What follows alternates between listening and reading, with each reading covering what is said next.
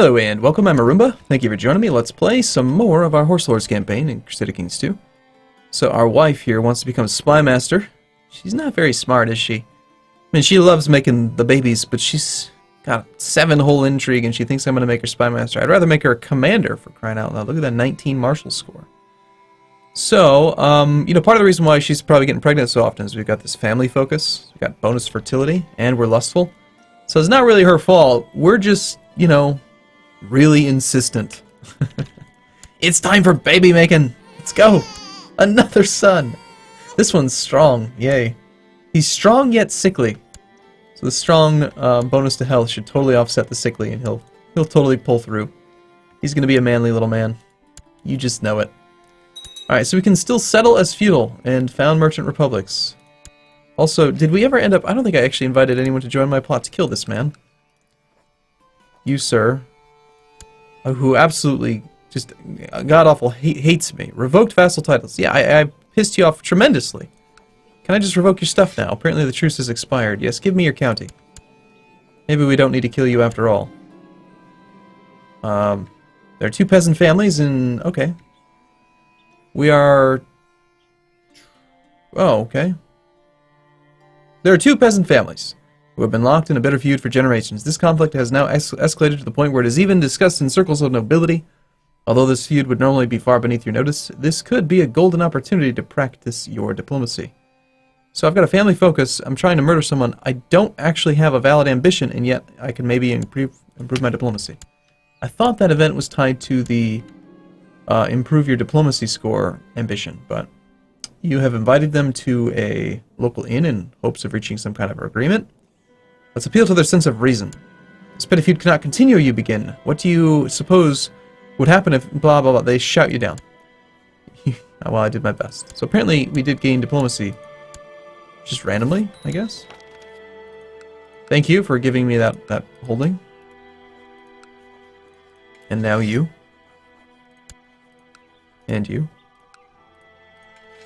Burning down the house. Yeah, so he gave us all this stuff. We have vassals here now as well. Yep, pillage. And we have enough to invest in new technology now because of that. Thank you. Totally worthwhile to destroy all the things. Okay, so we're ahead of time, right? This stuff is extra cost. Doesn't really matter, does it? More siege equipment will be cool. Military organization could be cool, just for supply limits. I think, of course, cavalry is... that is really, really good. I don't know, though. I'm leaning towards the siege speed. Like, right now we have siege speed of 12.5. We could get another 12.5 siege speed. That's a lot of siege speed. And we're doing a lot of sieges. Not doing so much combat. We're doing mostly sieges. Let's do siege equipment. Also, we could probably bump up Majesty, get our short years reign up from 0 to 1. That sounds good. A little bit of church infrastructure, why not? Also, I forgot to start building a new building because I haven't played this game and I forgot how. Horse breeder, meat preserver. Ooh, global movement speed. Yep. Ooh, and global supply limit. Damn. Yeah, I want that one. Also, that makes me want to have the technology to increase the speed of construction. Watch us end up having better technology than like the highest technology places in the world just by burning everything else down. There was a comment a while back saying that you need to reform your government in order to keep up with the other people. I think that's wrong. Yeah, we really don't need to kill that guy. Let's abandon the plot, maybe? Just stop, leave him alone. He already gave up his land. I mean, what more do we really need?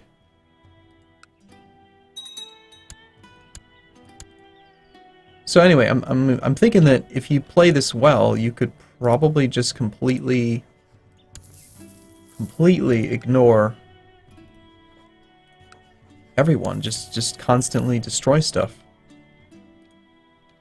So the question is, do we leave these vassals here who absolutely hate our guts?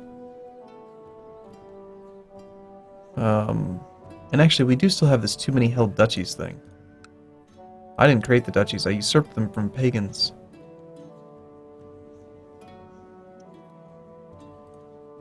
There should be a better interface for managing titles. There should be a title management interface where it could sort them by rank, or you could filter them out. Duchy of Wallachia. Like, I don't care about this duchy. Duchies don't even really matter to me. We don't need them for CBs. What if we just destroy it?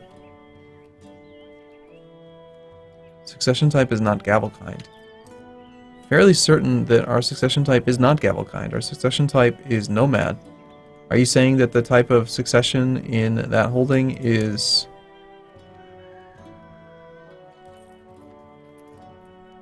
Huh.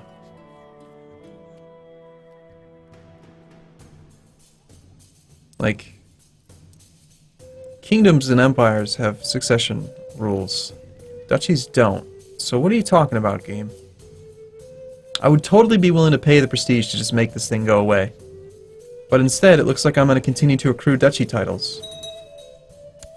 What happens to all of our horses if we reform our government? Do we just get new troops? I was just about to leave my horse. I'll have that beast killed. Sure. I don't mind killing beasts.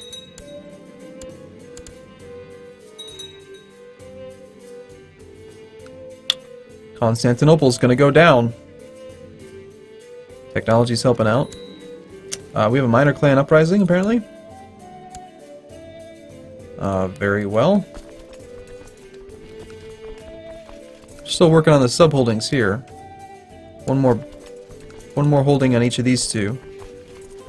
Won't take too much longer, and he's only occupying that because he's standing there. If he moves on the capital, I might respond, but if he just kind of does that, then I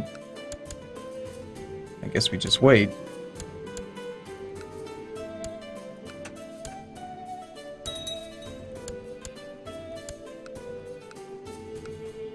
Yeah, so there's a very small amount of loot available now.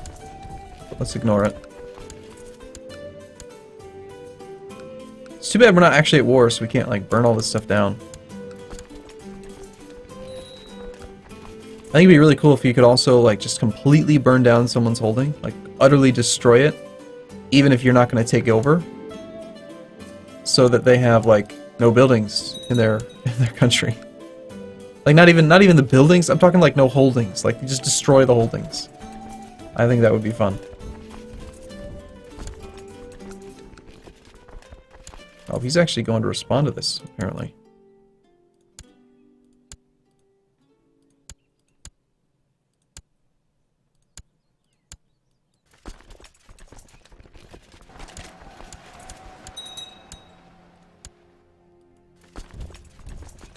Alright, we'll keep on just sticking with the pure horse archers, because they rock.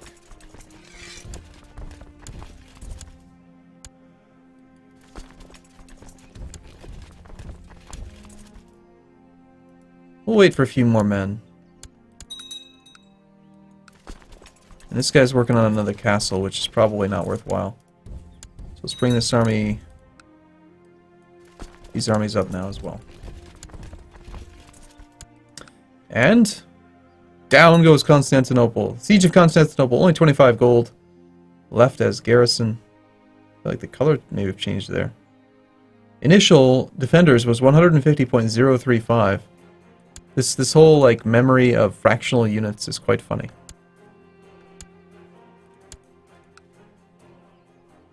So let's see, if I actually do have 1,700 troops here, are we hostile in a way that we can actually siege it down? Nope. Okay. Something has changed. You used to be able to take occupation of provinces. I know you can. I did it so many times in the past.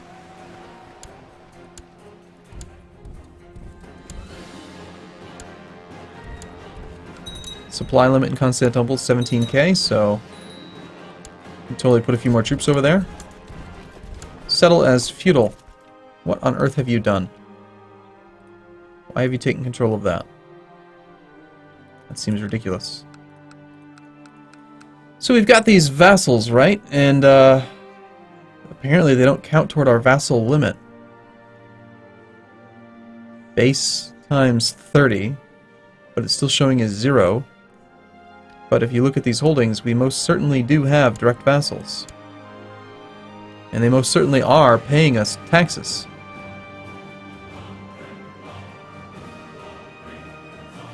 So, I don't know. I mean, I could destroy their stuff so that our population can get bigger and our army can get bigger. On the other hand, though, we actually do have, like, some raisable troops here. Very, very few. Because they all hate us. Yeah, I think it's probably, you're probably just better off revoking this stuff and burning it all down. But let's just do them a couple at a time. Like, we'll talk to him.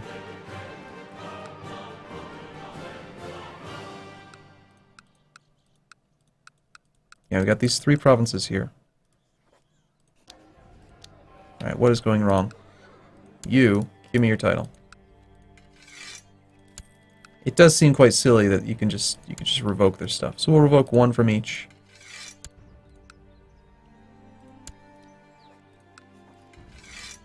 Maybe we should settle as a nomad. Or sorry, settle as like a merchant republic or something. Now, a lot of people have been asking me to continue to like focus on this, like do something with the Silk Road. Right? And they keep saying, well, no. In your own provinces, you can always build it. No, that's not true at all. Trade post. Is Merchant Republic or is located on a major trade route? Yes, but you have to be not over the trade post limit. It looks like we actually do have 1 trade post limit now. So it is possible, finally. But up until recently, it has not been possible. So relax. So what are the rules?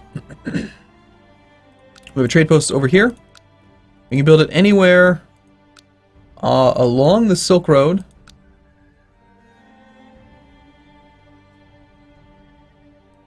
It's not actually going to let me click it here. Even though my marshal owns it. Okay, so it's got to be in land that either I control directly, and this one I do control directly, it just doesn't look like it because of the temple. So that's why these 3 are eligible. So I can build a trade post here, here, or here. Alright. For 50 ducats, along the coast of patrician families, or in along the Silk Road. So if we spend that, what will happen? Let's look at like the trade zone map mode. Warfare is blocking this part of the Silk Road. Provinces that are occupied or besieged will block the Silk Road downstream. Let's see if we can figure out maybe some of the coloration.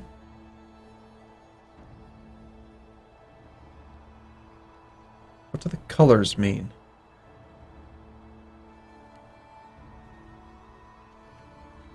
Well, the best location we really have available to us would be here, so let's just build it here. Okay, let's see, and we'll wait and see what that does. Last time I was messing around with this stuff, it did crash the game, so I will quick save. I didn't actually do anything with it, it just crashed the game. Don't think that's going to happen again, but it could. Let's, I'm actually going to wait till March 1st to pillage, just so that I can maybe pillage equally and not forget.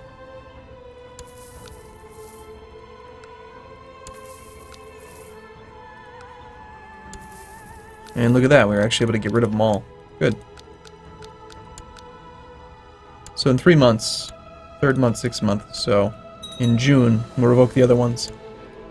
And our meat preserver's done. Yay! Meat! Sheep. Shrine. More population growth. More population cap would be fantastic.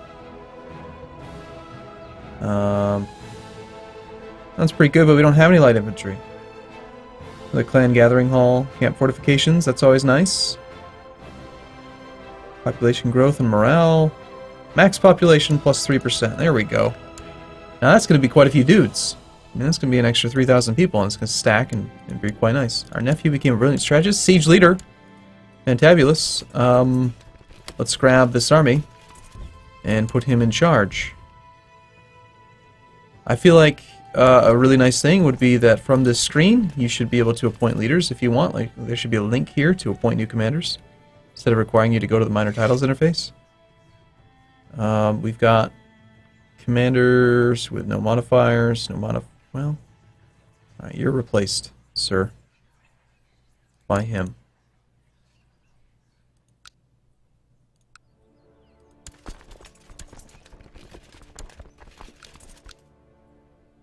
And siege leader times 1.7. Very good. Our son needs an educator, not a bride or betrothal. He needs an educator. We will do that with whom? Oh, apparently Steam has finished downloading Horse Lords. Yeah. So I'm guessing what happens is they just fixed it.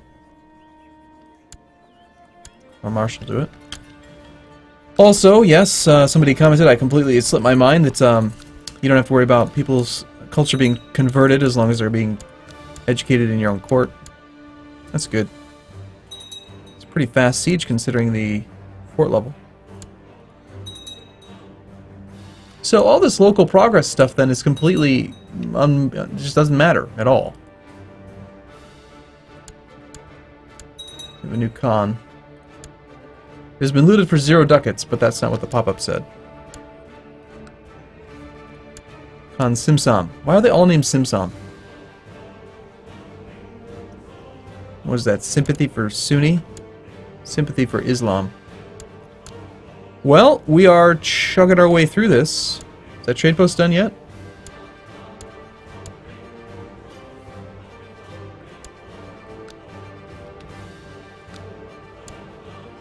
Not quite.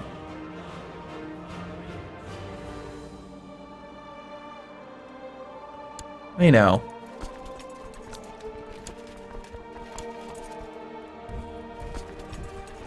It's just rude, Byzantine Emperor. Let's grab an army. And we will put everyone except for the siege guy in charge. So we can reinforce this thing. We're going to lose some manpower in this fight. They're going to lose more. Still, that was unfortunate.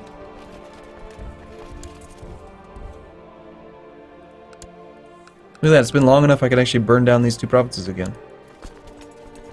And so we shall.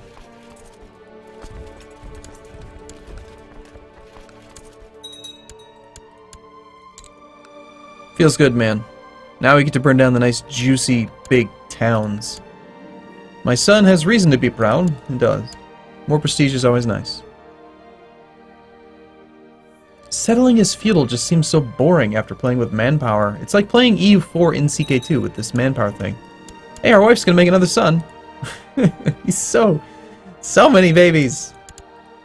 I mean, she just never stops. She's only 32. She's got another 12, 13 years of child baby making. That's right. Making babies. Sure. Powerful minor clan.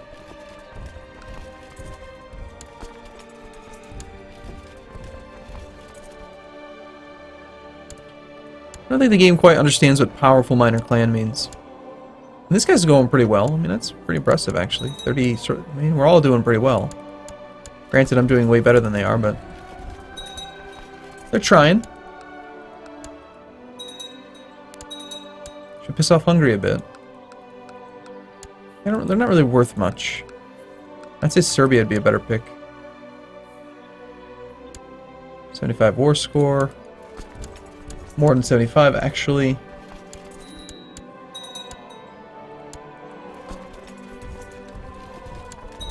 Do you have any troops? Because I'm going to burn everything down. And there goes all of these things.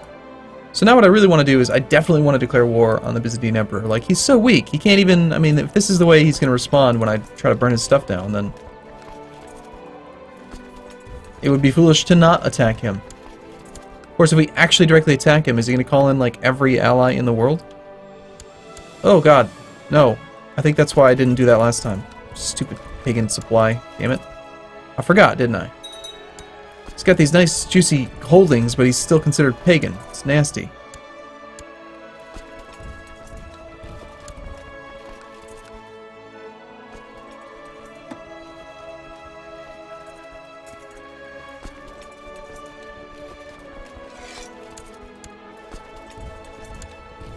Okay.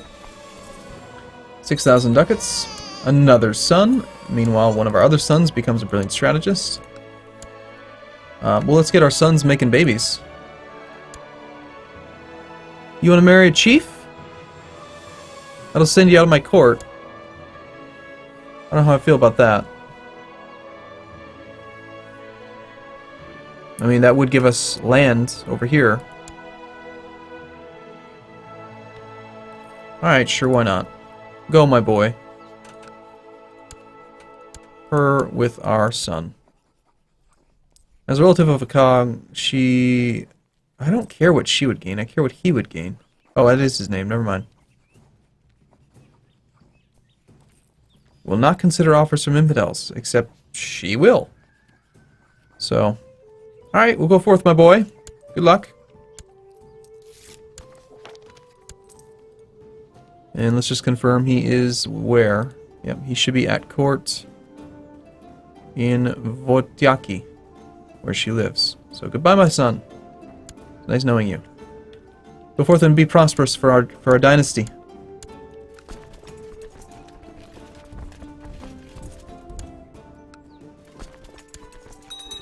Spread the fruit of our loins.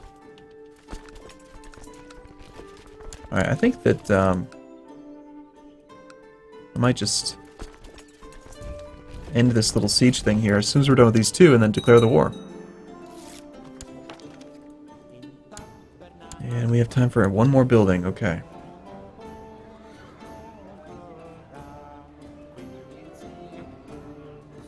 Not too concerned about population growth.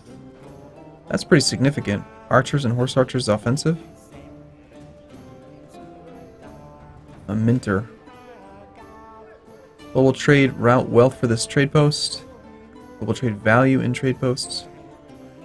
Would be nice to have that, but that would require us to put our capital along the Silk Road, which in hindsight it doesn't really matter. Like, we can move our capital wherever the hell we want because we've figured out that technology doesn't make any difference. So there's really no advantage to having the capital here. So we can, when we can move it again, we'll move our capital over here. So, alright, I'm gonna take a break here. We'll look at the Silk Road in the next video, and we'll declare war on the Byzantine Emperor. Alright, thanks for watching, everyone. See you soon.